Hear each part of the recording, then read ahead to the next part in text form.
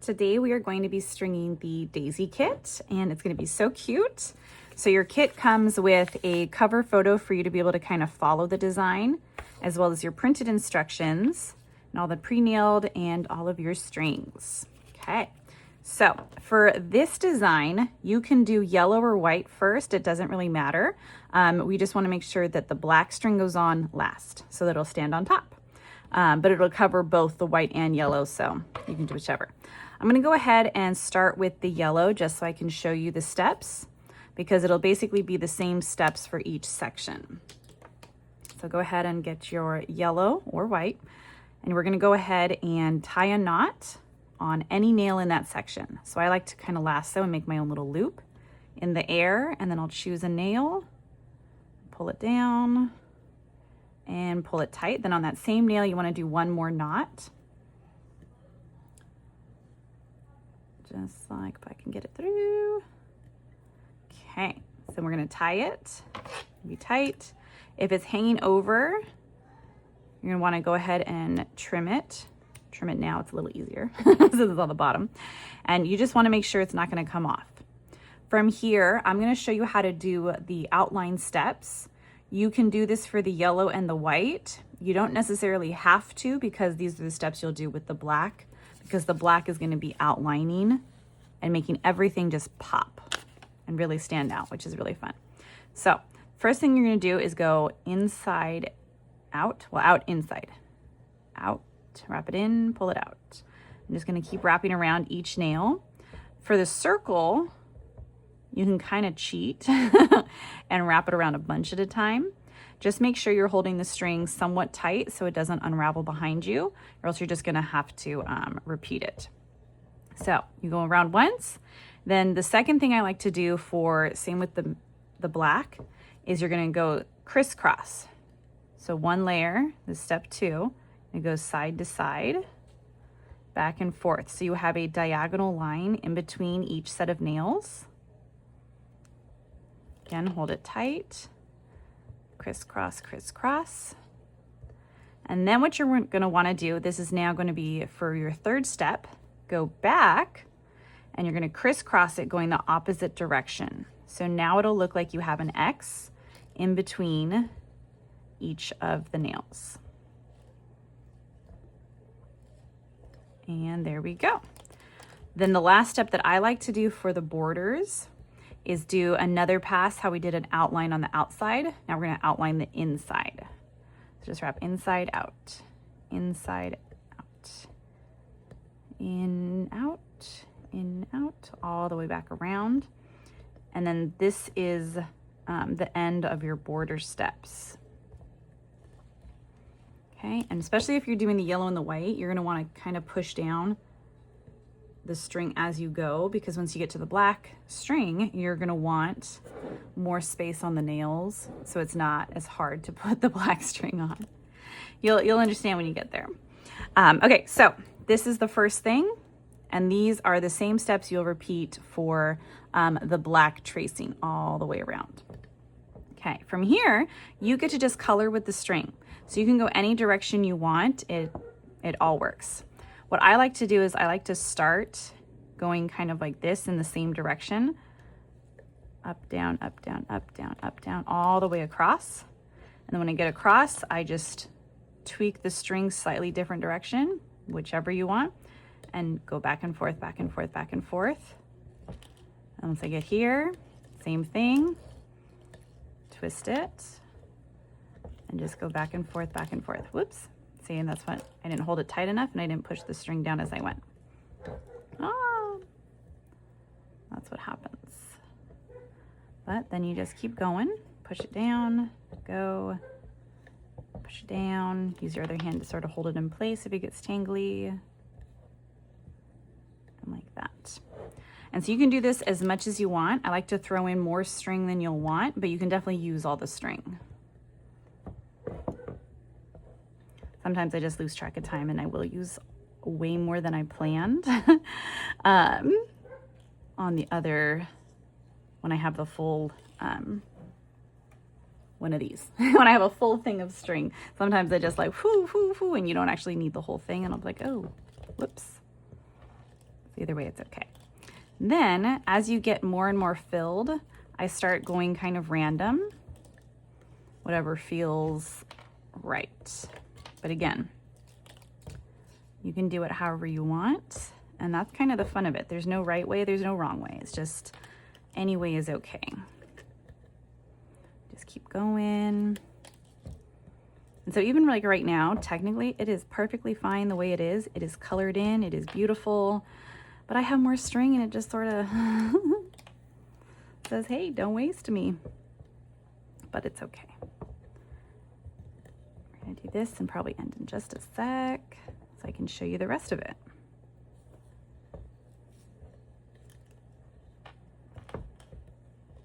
Okay, so I'm gonna go ahead and I like to end it on one of the higher nails just so I can hold it steady.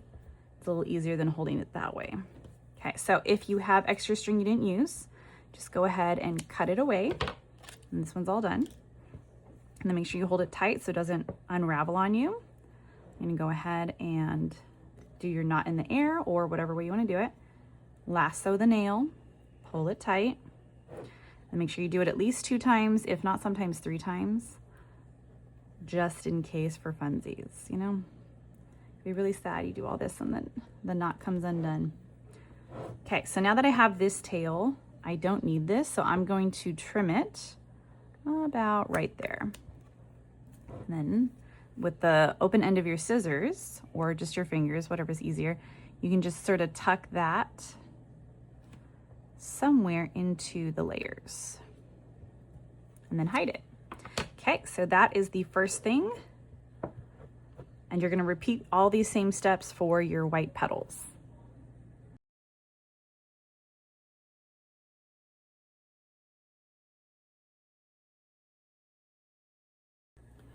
So as you're doing the petals, make sure that you kind of spread it out and do a loose pass and keep going so that all your petals are somewhat even and not one that looks kind of like this and you run out at the end. So just kind of go and fill in. Again, you can do kind of different directions like so. And just do a little bit and then kind of keep turning is what I like to do. I like to kind of turn the piece as I go. Just whatever feels comfortable to you. And as you can tell, I did not do all those border steps because I'm going to do it with the black. Sometimes I'll go through and if it's bugging me a spot, I'll just do a little crisscross, wrap around. Because if you didn't notice, because of the way we broke it apart, you probably didn't. I would not have caught it unless I was the one, you know, doing it. It's basically a figure 8. So it's just a figure 8 in between any set of nails. And if there is a weird gap in some of your petals, you can also do those same steps in between those two to kind of like right between this one and this one. Go down diagonal, diagonal, go down and around. So then it'll be a way thicker than just these lines. So that is an option. So don't forget that. And I'm just going to keep kind of going little bit, little bit, little bit. And then I'll continue, I'll come back to these, so don't worry. Just want to make sure you get a somewhat even area covered. And just keep rotating. Remember, it's supposed to be fun. And worst case, you unravel and get to do your craft twice. Woohoo! We're just gonna keep going. And if you ever want to take breaks, the string is actually pretty steady. But what you can do, so if you're worried about it unraveling, you can kind of weigh it down with your piece, just like that, and then it'll sort of just stay. Unless you have children that might want to mess with it, like I do, if I leave stuff laying around. But this is what we do. And you're just going to continue all of this back and forth, back and forth. You can do the border in between if you want. And we just keep going.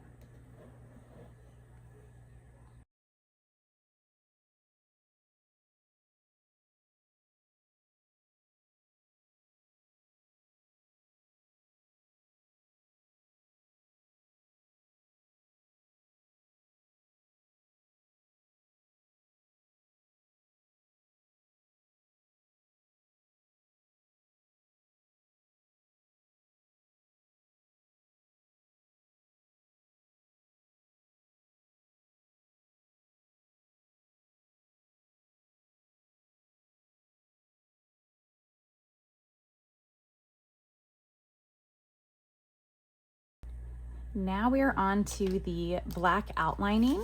So this is where you can definitely use this to sort of make sure you stay, but we're just gonna trace the petals and go around the yellow with the black. So it's the same steps that we did on the yellow in the beginning with the figure 8. When you have this little first thing, I like to kind of make sure I tuck it in as I go. And you can go any direction you want. You will have to do some multiple passes, and that's, you know, that's just what's gonna happen, and it's okay. No one can tell. You can do the crisscross first. You can do, it's like right now I'm just kind of going around. You can do all the crisscross in all the things, or I like to do like the outline of the full center first, and then I will do some of the outlines for the petals, and that's where I'll have to do multiple passes, just because you get into the groove and you can just be like, oh yeah, here we go. So this one, if you can tell, I've kind of tried to push all the layers down beforehand, but you can kind of have to do it while you're stringing the black as well, just because now the nails are not very long and they're already in the wood. So you have to push the string down to make sure everything fits with 3 different colors. And on these nails especially. These ones are not as bad, but these ones, they get, you know, chunky. So again, you can do it in any order. This is just how I do it. So I'm just working on that center again. And I will do the inside. Like so. Pushing it down to make sure you really get it snuck on there. This part is a little bit annoying just because you have to pay attention to it actually stain a lot more, but it's also super fun seeing everything pop. Okay, if you'll get it. This is one of my favorite parts. So now that I've done the full center, I'm gonna start weaving through. So this part right here, I'm gonna go ahead and do the diagonal. And what I tend to do is I'll go up right to this part, and then I'll go back down and do the opposite diagonal, and then I'll kind of loop it. And then you've already done, well, this one we'll just do another pass to make it look the same. So now these are completely done.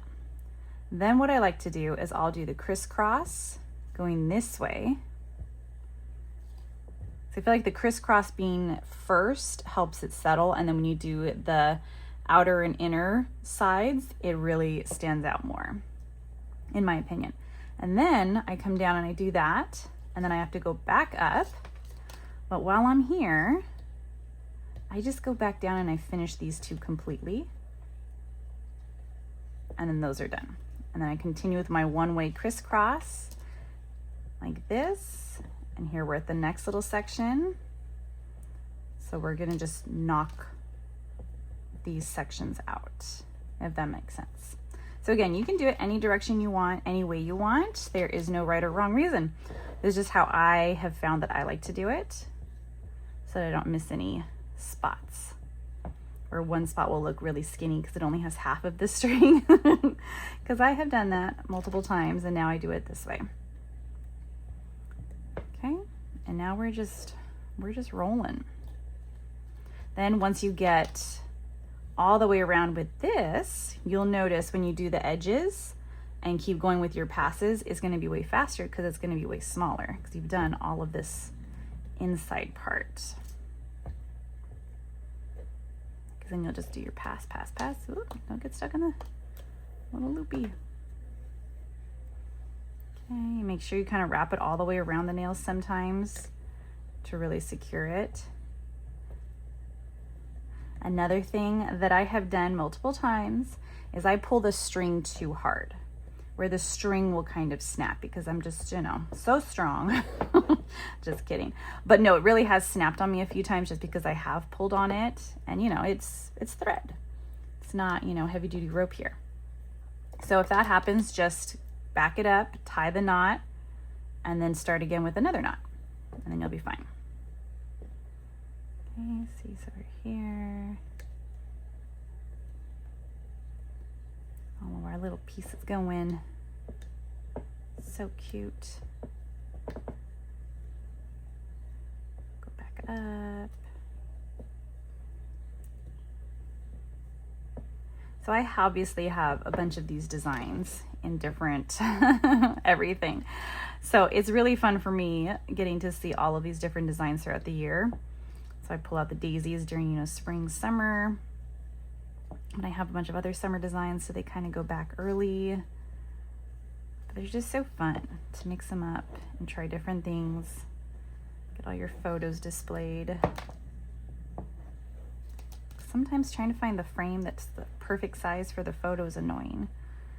Or I just like to just stick it in this and swap them out. Or put little notes. My kids draw me lots of pictures, so these usually hold those. Oh, see what I did? I forgot it. I wasn't paying attention. But it's okay. On the second pass, I'll come back and I will finish that. And then sometimes the nails are not completely even, so you just kind of got to duck down and really push it to make sure it stays where you want it. Let's see if I can pay attention. Oh, this is the last one of this one. See how fast that went? Now you'll see the magic. So you can either go back the way you came, which is actually in this case, I take it back. Yes, this one you do want to go back the way you come. If you want to keep continuing and get the opposite diagonal, make sure you kind of spin it down this way. I'll show you. Because if you go right here, it's just the same direction. But if you kind of manage to go diagonal this and wrap it around, then you can get it going the opposite direction. If that makes sense, I hope. But now we're gonna go backwards, going the other way, and let's see if I can pick up those few that I missed.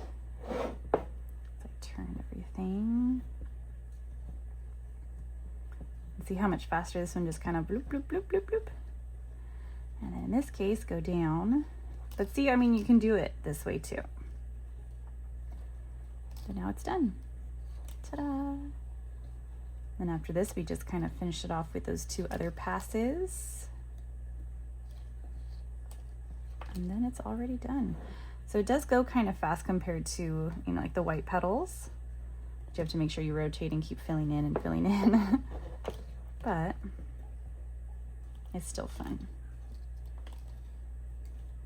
I think sometimes when you're done with craft projects near the end, it gets kind of like, okay, we just want it done. At least in my case, sometimes, not all the time, but sometimes that's how I feel. So having the stringing, the outlining go a little bit quicker is sometimes more rewarding.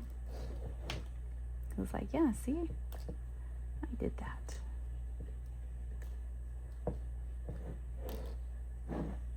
Okay, so now we're back again. Now we're gonna go ahead and just continue, but this time wrapping, in this case, let's see, outside. And on this side, whoop. So I don't even have to go down. Just keep going, just keep going. What is that, Finding Nemo? Dory, just keep swimming. Do, do, do. Do, do, do, do, do, do. And after this, you just tie your knot at the end. So your lacing's done. Another thing when you're done with this, if feel like you were tugging and got any like loose nails that are like little loose teeth, you can grab a little hammer and just gently kind of tap them into place. Because again, they're not all the way in the wood.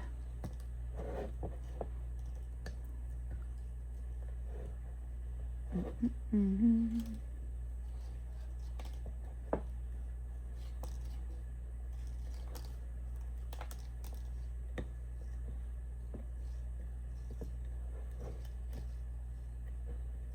It's crazy to think that all of this, each color, it's all one solid piece of string. I think with the bigger pieces especially, that's what I get to, where it's crazy to think that, yeah, no, that's just one piece, just super long.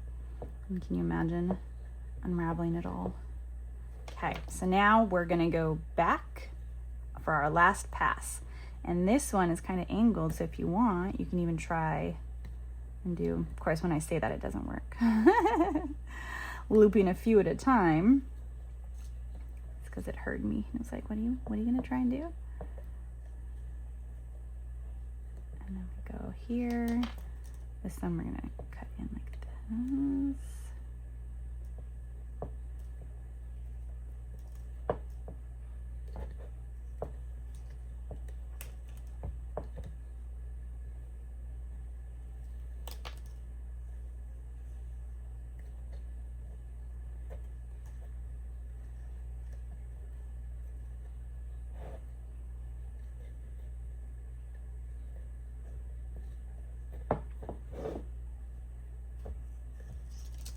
Around, turn it,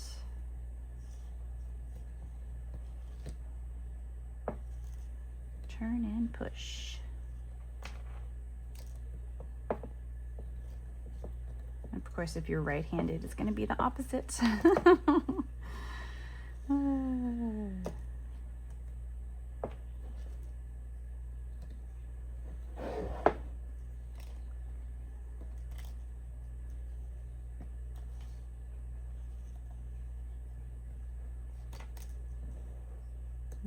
we're almost there.